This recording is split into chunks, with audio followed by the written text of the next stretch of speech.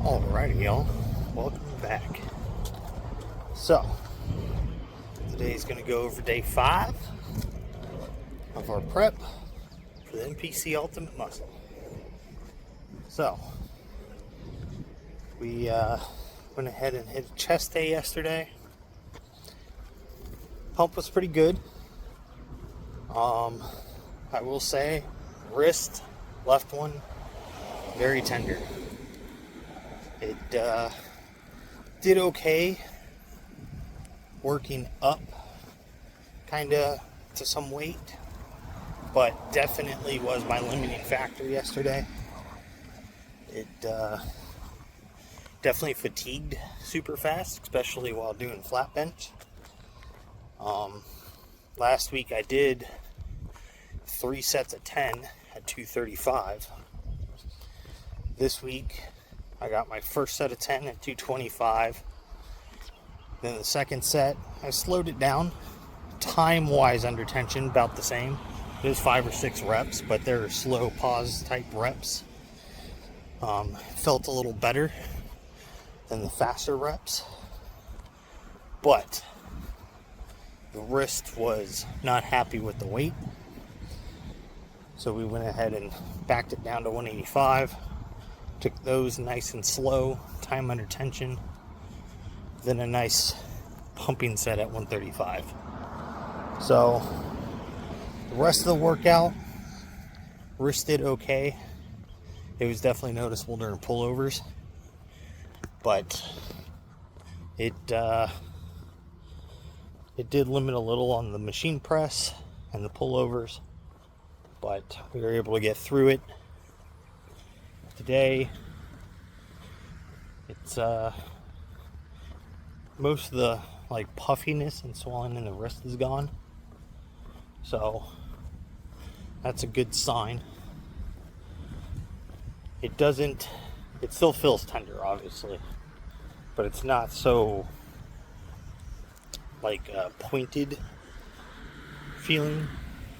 It's a little more like pulsiness, so I'm okay with that. Means it's going to heal up. It does kind of suck though. It's interfered with some things. The knee, still tender. Walking pace is still a little bit down today, but that's also feeling better. So it's it is what it is. But with that, I'm hoping next week, our next little rotation of stuff, training is going to be able to resume. So now, the nice thing is, yesterday, weighed in 219 quarter. This morning, 219 quarter. This morning we weighed in 118.5. So we are now again at the lightest weight we've weighed in a couple of years. So feel pretty good about that. That also means we're keeping pace here with our weight loss that we have to track every week here. So I will take that. Consistency is what's going to get us to where we need to be. So let's talk about that. Being consistent, like with anything in life, is going to get you further and better at whatever you're trying to do. Whether it's playing an instrument, the only way to get good at playing an instrument is to play it, right? Same thing with losing weight. The only way to lose that weight is to be consistent with your diet. And then a little bit of cardio. And if you're trying to look actually muscular when you lose that weight, or have some toneness, that old term there, it is, being consistent, doing your resistance training. So, now for obviously somebody competing, that consistency has to be daily, hourly, right? The majority of what you're going to do throughout the day is dictating what you're going to do and look like in 4 to 5 months from now. So, being able to become consistent quickly and early into whatever you're trying to achieve is going to be beneficial. Now, there is a point, if you're not competing, if you're being too consistent and too minuscule about what you're doing, you're going to burn yourself out. But now on the competitive side of things, you're going to have to be like that. And when you get to that point of feeling burnt out, that's where that mental fortitude kicks in, right? I have to do this to achieve this. That per se, being locked in is the term these days, right?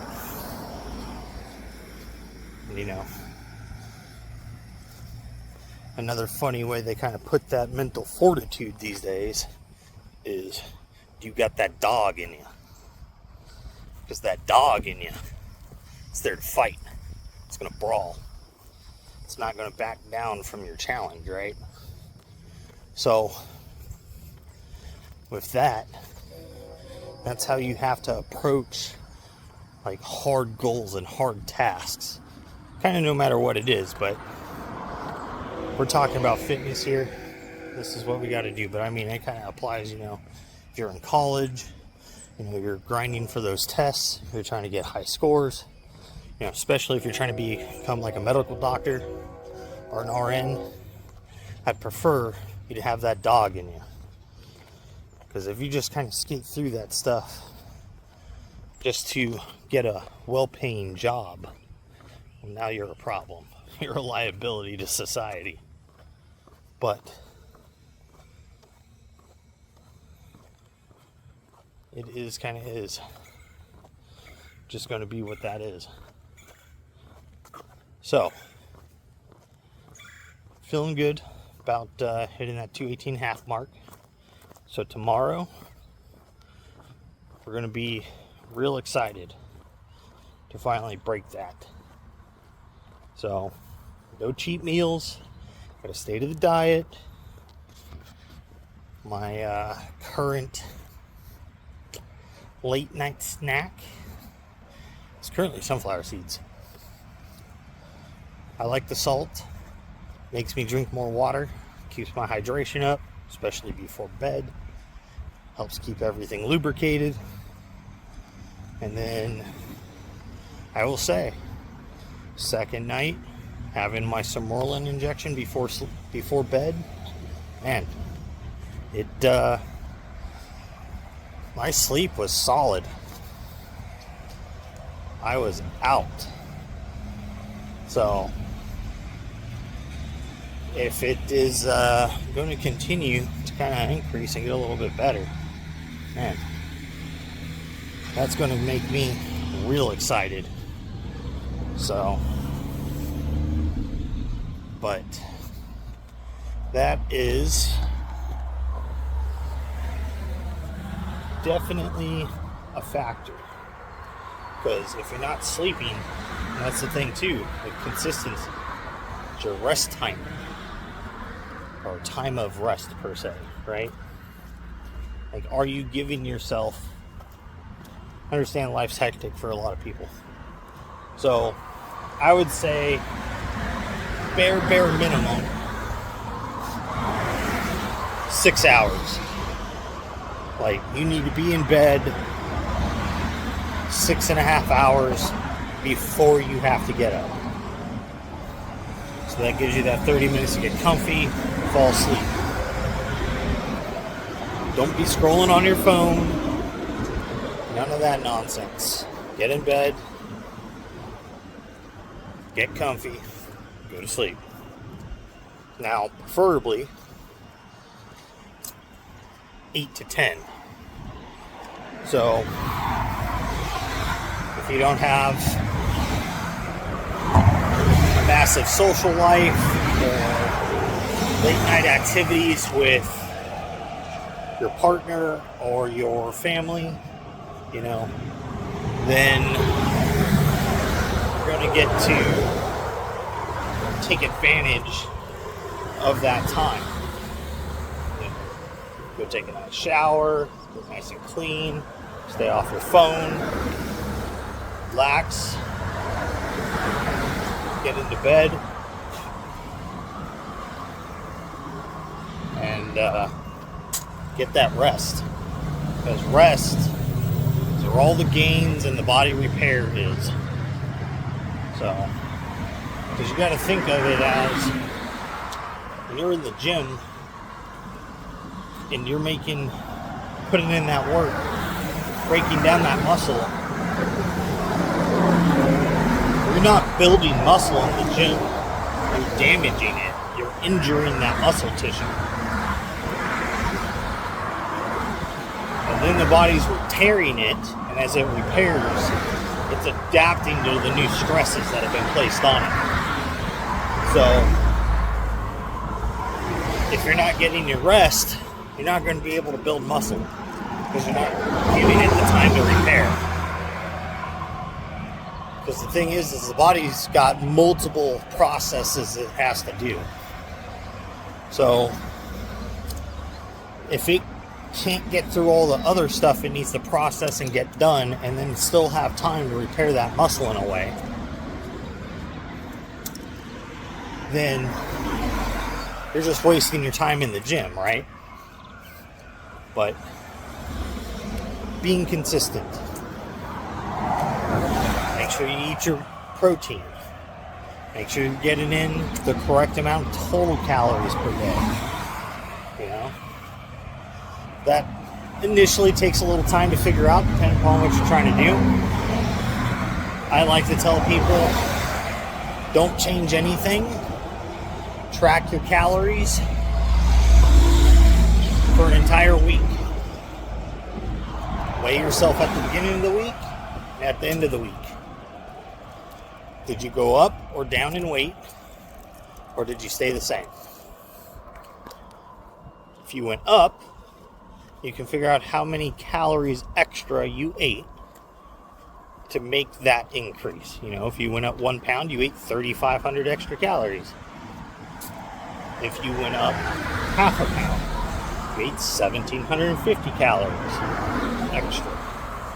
If you went up quarter of a pound, you ate 875 extra calories over the week. So, if you stayed the same, they're in maintenance. If you dropped, that same calculation applies. So now, depending upon what you're trying to do, you have a baseline calories from week 1. And say you want to lose a pound a week, and you gained no weight during that first week. Okay, perfect. Add up your calories over that entire week. That gives you your weekly total. Now subtract 3,500 from it, and then divide that number by 7. That's your new daily total. It's that simple. It's not harder than that.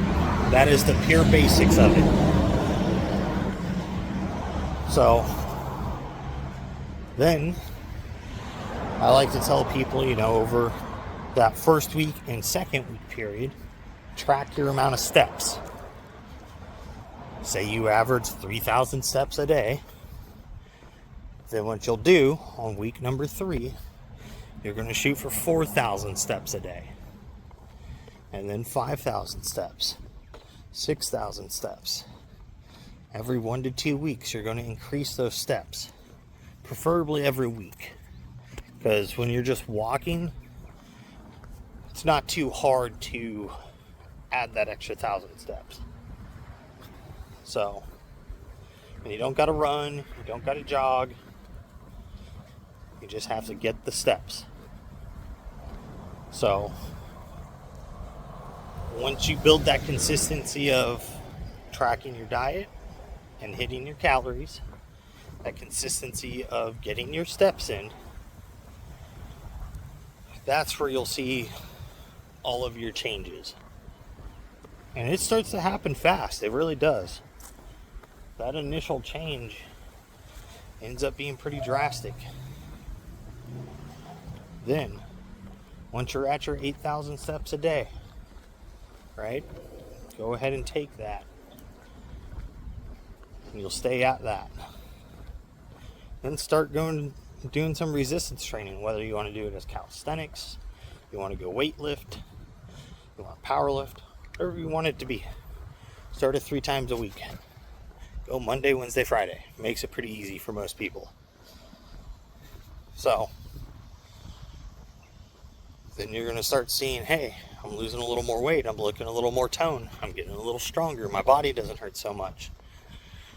And then you're going to notice, man, like, my body just wants to be up and moving. Like, you're just going to feel more energetic all the time. That's when you can start adding more into your workouts. Or you could go to the good old traditional 5-day-a-week bro split. You know, you have your chest, back, arms, shoulders, legs. 2 rest days. There you go. By doing that, you're building more consistency. So that's the way to approach it on the fitness side. If you're starting from basically nothing, that's how you can get it started. And I tell you what, if you do that, 6 months from now, you'll look totally different. So it is a big change. Then a year from now is even crazier. So with that, guys, make sure you're out there getting your stuff done, working towards your goals. Most of all, just don't be a lazy fuck.